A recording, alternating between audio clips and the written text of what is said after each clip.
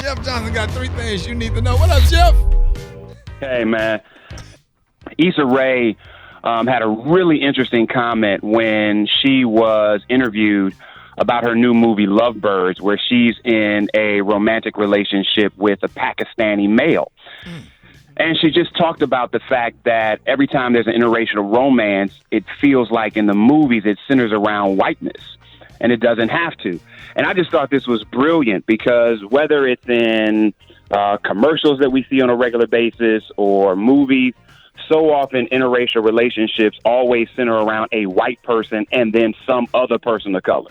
Right. And there are a whole lot of other people of color in the world other than white folks. And for Hollywood to be in a place where they begin to start showing the true complexity of not only love, but interracial relationships that don't have to center around whiteness is actually, I think, not only a beautiful thing, but a powerful thing for white people. Because somebody got to let them off the hook and remind them they're not the center of the universe.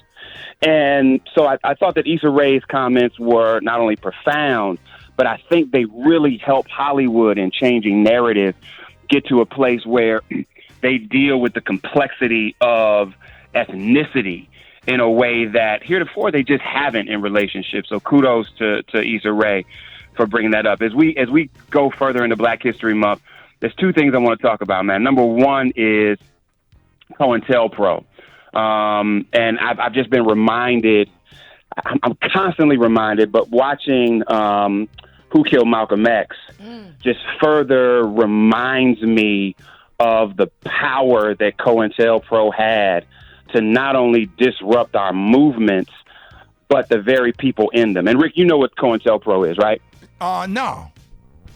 So COINTELPRO was the counterintelligence program started by J. Edgar Hoover in the FBI in 1956. Okay. And its literal goal was to discredit and neutralize organizations that were considered subversive to U.S. political stability. And so, I mean, it targeted the Communist Party, Socialist Workers Party, Puerto Rican Nationalist Party, Black Panther Party for Self-Defense, American Indian Movement, Southern Christian Leadership Conference. Right. They even infiltrated the Klan. They did. And one of the interesting things is that they had FBI agents in organizations. I mean, anybody that studies the Black Panther Party for Self-Defense understands that there's probably no organization that was more destroyed by COINTELPRO than the Black Panther Party. There was an organization, Rick, called the United Slaves that Malana Karanga, who was the founder of Kwanzaa, created in L.A. And the FBI actually sent letters to the Black Panther Party for Self-Defense pretending they were from the United Slaves, saying that they were going to kill members of the Black Panther Party for Self-Defense. And it literally popped off wars between those two organizations where folks died. Many people know Fred Hampton, who was the leader of the Black Panther Party for Self-Defense in Chicago. And he was drugged while he was in his home, so that when the FBI and the Chicago police raided the house, he was asleep in the bed when they killed him.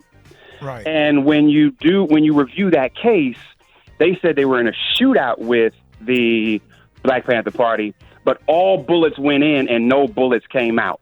For those of you that are interested, there's 2 things. One is a book called The COINTELPRO Papers, which is all declassified documents from the FBI.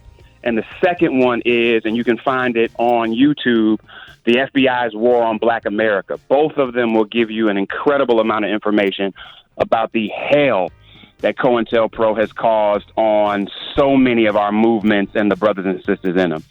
Now, I don't want to leave y'all with bad news. Before I leave, do you know who Dr. Gladys West is, Brett? No, I don't.